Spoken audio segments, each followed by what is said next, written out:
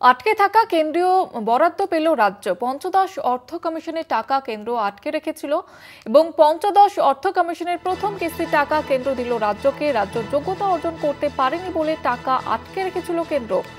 অবশেষে সেই টাকা পেল রাজ্য, এমনটাই জানা যাচ্ছে যে পঞ্চদশ অর্থ কমিশনের টাকা কেন্দ্র আটকে রেখেছিল, এমনটাই কিন্তু অভিযোগ বারবার রাজ্যের তরফ থেকে করা হয়েছে।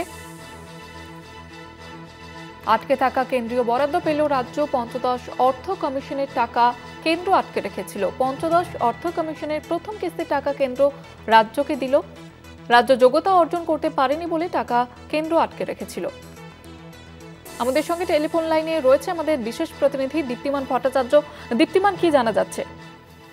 দেখো, যেটা জানা যাচ্ছে বেশ কিছুদিন ধরে এখানে আটকে ছিল এই 2025-26 অর্থ বছরের যে পঞ্চদশ অর্থ কমিশনের যে প্রথম কিস্তির টাকা সেটা আটকে ছিল এবং সেই টাকাটা কিন্তু পেল। শুধু টাকা পাওয়াটাই নয়, এখানে রাজ্য যোগ্যতা অর্জন করতে পারেনি বলেই কিন্তু এই টাকা আটকে রাখা হয়েছিল বলে কেন্দ্রের পক্ষ থেকে জানানো হয়েছে। সেখানে কিন্তু 1 কোটি টাকা পেনাল্টিও দিতে হলো রাজ্যকে। তার কারণ হচ্ছে তারা যে দাবি করেছিলেন, কেন্দ্র সরকার যে বলেছিল যে যোগ্যতা রয়েছে সেই যোগ্যতার মাপকাঠি অর্জন করতে পারেনি, কিন্তু অবশেষে দেখা গেল যে যোগ্যতার মাপকাঠি অর্জন করেছে এবং যেহেতু টাকাটা এত দেরিতে দেওয়া হলো সেখানে 1 কোটি টাকা পেনাল্টি দেওয়া হলো।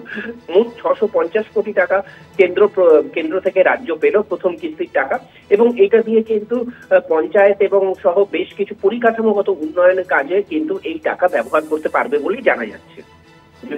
ধন্যবাদ জানাবো দীপ্তিমান।